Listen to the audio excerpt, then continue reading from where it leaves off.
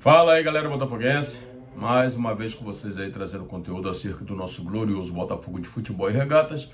Hoje vamos estar falando sobre um assunto que não tem nada a ver com o que aconteceu no jogo de domingo diante da equipe do Fluminense e nem o que vai acontecer no jogo de amanhã diante do Bahia. Sobre o jogo do Bahia, nós vamos estar falando no vídeo de amanhã. Hoje nós vamos estar falando sobre uma questão que muitos têm levantado e nós vamos tentar abordar isso aqui. Falarmos sobre o erro que foi contratar David Ancelotti.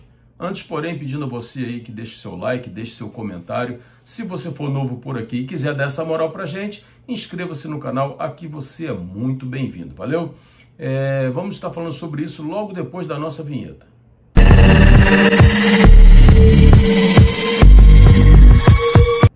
Então, galera, o Botafogo oscilando demais na temporada, uma temporada ruim, já falamos isso diversas vezes, não cabe aqui ficar falando sobre os muitos erros. Hoje queríamos falar apenas sobre uma questão, sobre a contratação do treinador David Ancelotti. Nós tivemos fazendo algumas pesquisas, vendo como que foi a contratação do David, o impacto que isso causou no torcedor botafoguense num primeiro momento.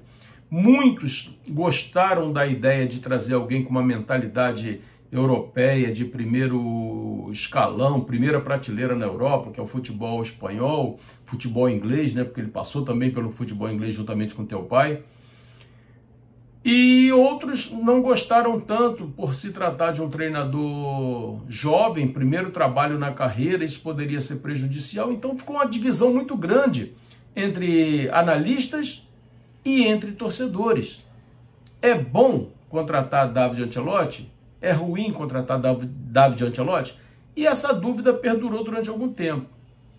A verdade é que o início de trabalho dele foi muito bom.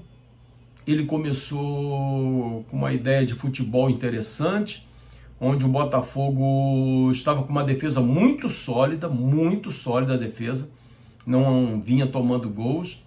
O ataque não tão efetivo, mas estava lá marcando seus gols, garantindo algumas vitórias. E aconteceu com o David Ancelotti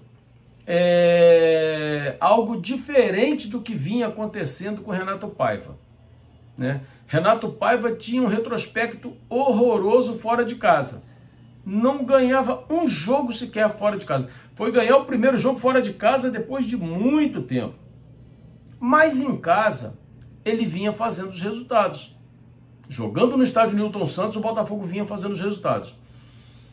Quando o Renato Paiva é demitido e o Botafogo traz o David Ancelotti, acontece o inverso.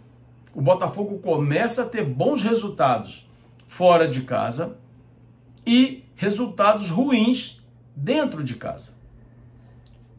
É difícil da gente, como torcedor, entender essas coisas.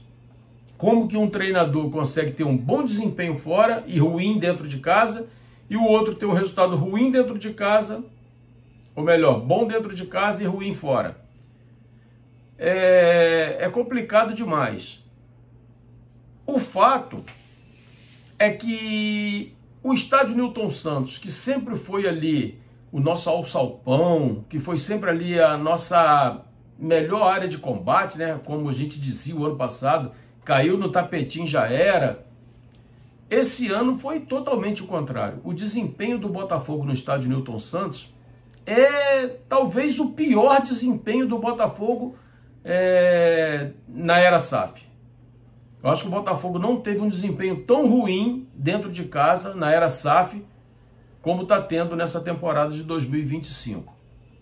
Resultado disso é o fiasco que tem sido aí Copa do Brasil, Libertadores. Perdemos a final da Recopa para o Racing, dentro do estádio Newton Santos. Perdemos na Argentina, perdemos no estádio Newton Santos.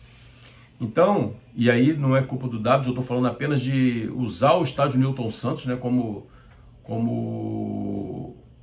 o caldeirão, que não tem sido. Então o estádio Newton Santos no ano de 2025 se tornou algo prejudicial ao Botafogo. E aí cai por terra aquela desculpa, né? De, jogou no estádio de grama sintética, no campo de grama sintética, fica mais fácil para o time da casa. Esse ano não tem sido. Isso é uma falácia tão grande, porque o ano passado, né, apesar do Botafogo ter sido campeão brasileiro, campeão da Libertadores, o Botafogo não foi o melhor mandante de 2025 e 2024. Não foi o melhor mandante. O Botafogo foi o melhor visitante e não foi o melhor mandante. Então cai por terra essa falácia, né? Na grama natural o Botafogo foi melhor do que na grama sintética, em pontuação geral. Agora, a contratação de David Ancelotti foi um erro por vários aspectos. Primeiro, ele não era um treinador ainda formado, ele era um cara em formação, porque ele era auxiliar do seu pai. Ele nunca tinha exercido a função de treinador. Vir comandar um time campeão brasileiro e campeão de uma Copa Libertadores foi um peso muito grande para ele. A cobrança da torcida foi muito forte. Então, foi um erro ter contratado o David Ancelotti por isso. Talvez o Botafogo, numa outra época, numa outra condição, talvez tivesse sido uma contratação acertada. Mas para um time campeão, precisava de alguém com mais força, com mais peso. Não pode ser um treinador à beira do campo que fica quase que o jogo todo com as mãos dentro do bolso, sem expressão. Tem que ser alguém de pulso, tem que ser alguém firme, que enquadre os jogadores em determinados momentos. Primeiro erro. Segundo erro, ele até hoje, desde que chegou ao Botafogo, né, chegou no Botafogo no mês de julho, de lá para cá, ele não conseguiu dar um padrão de jogo para o Botafogo. Nós não sabemos até hoje qual é a formação do Botafogo. O Botafogo joga como? 4-3-3? 4-1-2-3? 4-2-1-3? A gente não sabe. Joga num 4-2-4? Qual é a formação do Botafogo? O Botafogo teve muitas perdas de jogadores importantes. O Botafogo tem muitas lesões. Beleza, pode ser. Mas o fato é que ele não conseguiu dar um padrão para o Botafogo. E o pior de tudo, né? Quando você faz uma coisa repetidas vezes, a tendência é que você melhore. A tendência é que você evolua, tá? Mas com David tem sido o contrário. Eu estou botando aqui no vídeo para vocês verem como tem sido o David desde sua chegada. Ou seja, o David, ele evoluiu. Ele começou muito bem e ele foi caindo de produção.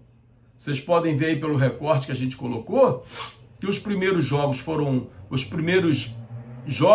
muito mais vitórias do que empates e derrotas. Aliás, uma derrota, né, nesse primeiro recorte.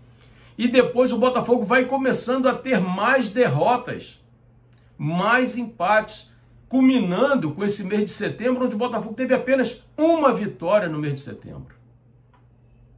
Então, o trabalho não deu certo. A contratação de David Ancelotti foi equivocada, foi um erro. Penso que John Textor fez isso por puro marketing, porque ia ter lá o filho do treinador da seleção brasileira comandando o campeão da Copa Libertadores da América e campeão brasileiro. Isso mundo afora rodou. O nome do Botafogo foi dito diversas vezes em várias partes do mundo por conta disso. Beleza. Mas dentro de campo, isso foi uma derrota muito grande. O que se conseguiu de marketing se perdeu em retrospecto. O Botafogo perdeu demais com a contratação de David Ancelotti. Não estou aqui dizendo que deveria continuar com Renato Paiva, longe disso. Mas deveria ter vindo alguém de peso, alguém que pudesse segurar o restante da temporada, pelo menos para ficarmos ali entre os 4 melhores do Brasil, coisa que eu não acredito que aconteça. E eu temo, sinceramente, eu temo pela